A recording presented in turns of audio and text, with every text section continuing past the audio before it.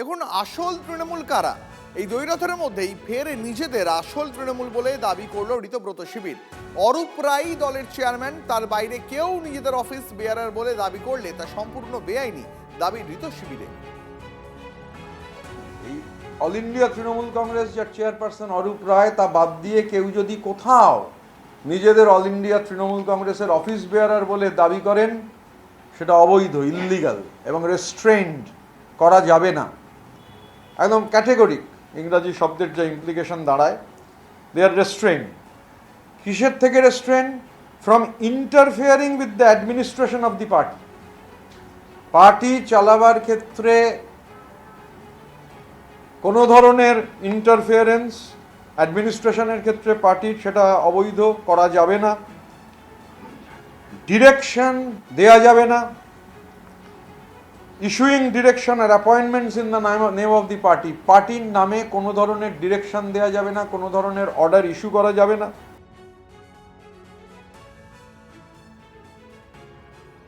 এবার দেখাবো আপনাদের ঋতব্রত তৃণমূলে যোগ দিয়েই বিস্ফোরক রবীন্দ্রনাথ ঘোষ। শিবির বদলেই মমতা অভিষেকের নিশানা প্রাক্তন মন্ত্রীর। নেতা হতে গেলে অনেক কিছু ত্যাগ করতে হয়, মনে হয় দিদি তা পারেননি। অভিষেকের খামখেয়ালিপনায় দলের বিপর্যয় হয়েছে। অভিষেকের অভিজ্ঞতা কম, কোনোদিন লড়াই আন্দোলন করেননি। অভিষেকের রাজনীতি থেকে সরালে আবার মমতার কাছে আসবেন অনেকে। অভিষেকে বিধে সাফ কথা বসিয়ার নেতার। নেতা হতে গেলে অনেক কিছু ত্যাগ করতে হয়, সেই জায়গাটায় আমার মনে হয় দিদি পারেনি। নাম্বার ওয়ান, অভিষেক ব্যানার্জির তার অভিজ্ঞতা কম, তাহলে তার লড়াই আন্দোলনের অভিজ্ঞতা নাই বললেই চলে। তার সাথে এই যে আইপ্যাক্ট, কে আইপ্যাক্টরা? ছোট ছোট বাচ্চা ছেলেরা ভিন রাজ্য থেকে এসছে, আর আমরা লড়াই আন্দোলন করে মধ্য দিয়ে উঠে অনেক অভিজ্ঞতা অর্জন করার পরেই আমরা দলকে এই জায়গায় নিয়ে এসেছি। 11 সালে তো জয়ের জন্য তো আইপ্যাক দরকার হয়নি। 16 সালে অত বড় জয় হয়েছে তৃণমূল কংগ্রেসের রাজ্যে, কোনো আইপ্যাক ছিল না, কোনো আইপ্যাকের দরকার হয়নি। হঠাৎ করে কি এমন হলো যে আইপ্যাকের দরকার পড়ে গেল? আমার যেটা মনে হয়, অভিষেককে যদি রাজনীতির অঙ্গন থেকে সরিয়ে দিতে পারে দিদি, তাহলে আবার সব নেতারাই দিদির পাশে দাঁড়াবে। এটা আমার বিশ্বাস। সবার সাথে কথা বলে যা বুঝেছি, এটা তো ঠিকই। অভিষেক ব্যানার্জি ওর খামখেয়ালের জন্য এবং ভুল সিদ্ধান্তগুলোর জন্য আজকে দলের এই যে বিপর্যয়, এটা অস্বীকার করার উপায় নেই। প্রায় 80 জন স্ট্যান্ডিং এমএলএ মন্ত্রীকে তিনি বাদ দিয়ে দিয়েছেন এবারের নির্বাচনে। এটা বিরাট একটা প্রভাব পড়েছে, সিনিয়র লিডারদের বাদ দিয়ে দিয়েছেন। রবিদা আমাদের খুব শ্রদ্ধেয় ব্যক্তি, তো রবিদা যখন আসবেন কথা বলবো। এবং কাল যেটা বলেছি যে ওই জেলায় আমরা মনে করি রবীন্দ্রনাথ ঘোষ নেতা, তাই কে সভাপতি হবেন রবিদার সঙ্গে যতক্ষণ না আলোচনা করছি, কনক্লুড করছি না, জেলাটা ফাঁকা রেখেছি। তবে রবীন্দ্রনাথ ঘোষ যে আদি তৃণমূল, সেই আদি তৃণমূল হিসেবেই তাকে ছিল। রাজনৈতিক লড়াই দেখুন থাকবে তৃণমূলের সঙ্গে সবসময়। আমাদের মতাদর্শের যে পার্থক্য সেটা থাকবে, এবং তৃণমূলের সঙ্গে আমাদের লড়াই আগেও ছিল, আগামীতেও থাকবে। হ্যাঁ, তবে যদি কেউ বলেন যে রবীন্দ্রনাথ ঘোষের কথা বলে, আমরা তৃণমূলের সৃষ্টিলগ্ন থেকে রবীন্দ্রনাথ ঘোষকে দেখেছি, এখনও দেখেছি, কিন্তু তাই বলে তার সাথে লড়াই থেমে যাবে এটা নয়। নিশ্চয়ই রাজনৈতিক যে ময়দান, সেখানে লড়াই হবে। তবে তিনি একজন পুরনো তৃণমূল কর্মী, আদি তৃণমূল কর্মী, এটা কিন্তু অস্বীকার করা যায় না। নির্মল নাম নিয়ে বিভ্রাট। পানিহাটির নয়, মেদিনীপুরের নির্মল ঘোষকে কমিটিতে স্থান ঋতব্রত শিবিরের। মেদিনীপুরের তৃণমূল নেতা নির্মল ঘোষের প্রতিক্রিয়া TV9 বাংলায়। শুভেন্দু অধিকারীর প্রশংসা তার মুখে। দিদির সঙ্গে ছিলাম, বঞ্চিত হয়েছি। ঋতব্রত শিবিরে যাওয়ার কথা বলে দাবি নির্মলের। মমতার প্রতি আস্থা আছে বলেও আচমকাই গতকাল তৃণমূলের বিদ্রোহী ক্যাম্পে যান পানিহাটির প্রাক্তন বিধায়ক নির্মল ঘোষ। আমন্ত্রণ করা হয়েছিল দাবি করেন নির্মল, কেউ ওনাকে বৈঠকে ডাকেনি, পাল্টা জানায় ঋতব্রত শিবির।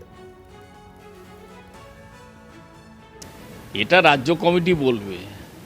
রাজ্য কমিটির কোন নির্মল ঘোষ, আমি নির্মল ঘোষ কি ওই কমিটি, সেটা রাজ্য কমিটি। কিন্তু আমি নির্মল ঘোষ, পশ্চিম মেদিনীপুর, আমার নাম ডেকেছে বলেছে, আমি জানি না, ওটা রাজ্য কমিটি তার উত্তর দেবে। আপনি ঋতব্রত তৃণমূলে যোগদান করলেন মানে আমার অত্যন্ত কাছের এককালে ছাত্র জীবনের সাথী, তিনি আজকে বাংলার গৌরব, পশ্চিম মেদিনীপুরের গৌরব, মেদিনীপুর জেলার গৌরব মাননীয় মুখ্যমন্ত্রী শুভেন্দু অধিকারী।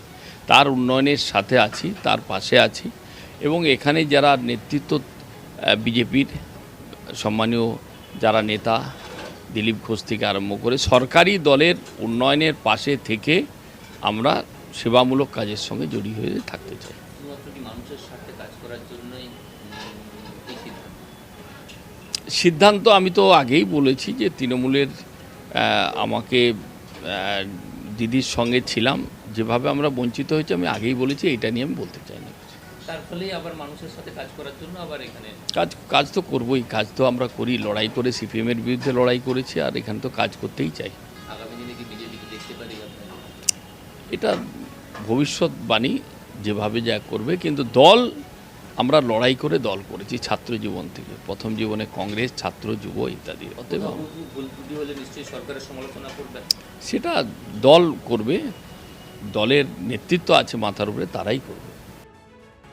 রাজনৈতিক মহল বলছিল যে আপনাকে সেভাবে পাওয়া যাচ্ছে না কোথাও। না, পাওয়া যাচ্ছে না তার দুটো কারণ। একটা হচ্ছে আমি ইলেকশন কন্টেস্ট করিনি, 3 নম্বর কারণ হচ্ছে দলের কোনো দায়িত্ব আমি নেই। এখন দল যেদিকে যাচ্ছে, আমি এসেছিলাম কথা বলতে যে দলের হয়ে আমার কি কর্তব্য আছে, এইটা কথাবার্তা হয়েছে। আরো ঋতব্রতরা তো বলছে যে দল এখনো আপনার ব্যাপারে কোনো সিদ্ধান্ত না। করতে পারেনি। না, সে তো সিদ্ধান্ত যখন হবে তখন হবে। আমার সিদ্ধান্ত কি আছে?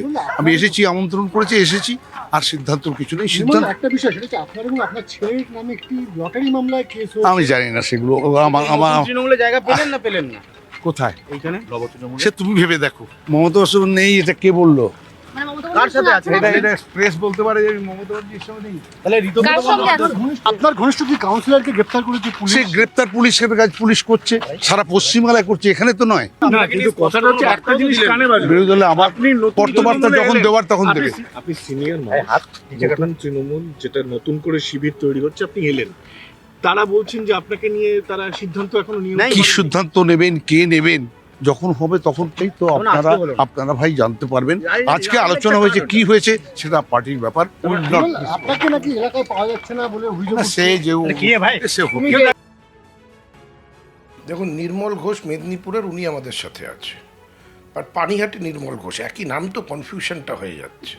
ওনাকে আমরা মিটিংয়ে আহ্বানও করিনি, এবং উনি কোথা থেকে খবর পেয়ে কেন এসছেন সেটা আমাদের দায়িত্ব নয়। কিন্তু এটুকু আমি বলতে পারি যে ওনাকে আমরা আহ্বান করিনি, এবং আমাদের যে রাজ্য কমিটির লিস্ট আপনারা যদি সেটা দেখেন, সেখানেও নির্মল ঘোষ মেদিনীপুর দেখবেন, নির্মল ঘোষ পানিহাটির নাম কোথাও নেই। কাজে ওনার কোনো দায়িত্ব আমরা নিচ্ছি না, বা আগামী দিন আমরা নেবও না। উনি এসেছিলেন, ঢুকে পড়েছেন, এবার কাউকে তো আর অসম্মান করা যায় না, কিন্তু আমরা কাকে নেব আর কাকে নেব না এই ব্যাপারে আমরা খুব সচেতনতা অবলম্বন করে চলছি।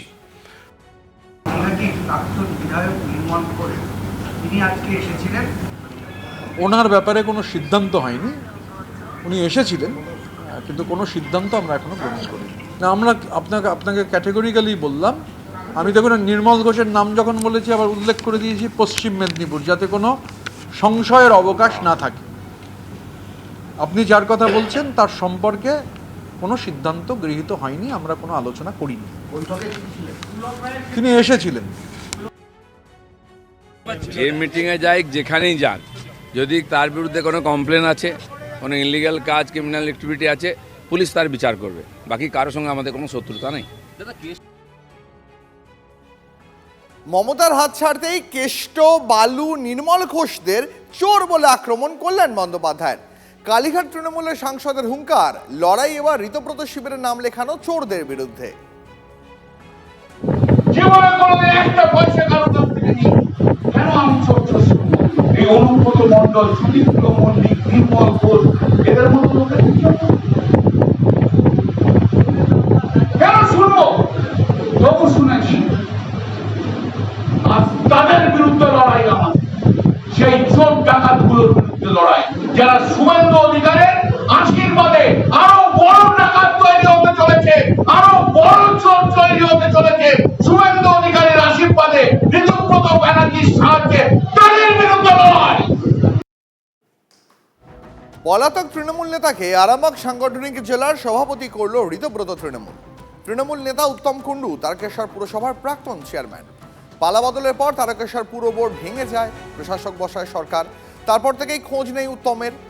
জমি লুট, তোলাবাজি, খুনের হুমকি সহ একাধিক অভিযোগ প্রাক্তন পুর প্রধানের বিরুদ্ধে। এছাড়াও বহুতল দুর্নীতি ও পুরসভার কয়েক কোটি টাকা তছরূপে অভিযুক্ত উত্তম কুণ্ডু। চুরি করলে তো ঘর নয় স্ত্রী করে যেতে হয়, চোরকে তো লোকে চোর বলবে, চোরকে লোকে কি সাধু বলে কোনোদিন? চুরি করেছে, তৃণমূল মানেই চোর, চোর মানেই তৃণমূল, সমার্থক শব্দ হয়েছে গোটা বাংলার মানুষ রায় দিয়েছে সে তার জন্য, চোর হাটাও বাংলা বাঁচাও। মামলা হয়েছে, পুলিশ ব্যবস্থা নেবে, এটা আইনের শাসন, কেস করেছে, তদন্ত করবে, অ্যারেস্ট করবে, এই বিষয়ে আমরা ঢুকবো কেন? আমরা উন্নয়ন নিয়ে মাথা ঘামাচ্ছি, আমরা মানুষের পরিষেবা নিয়ে মাথা ঘামাচ্ছি।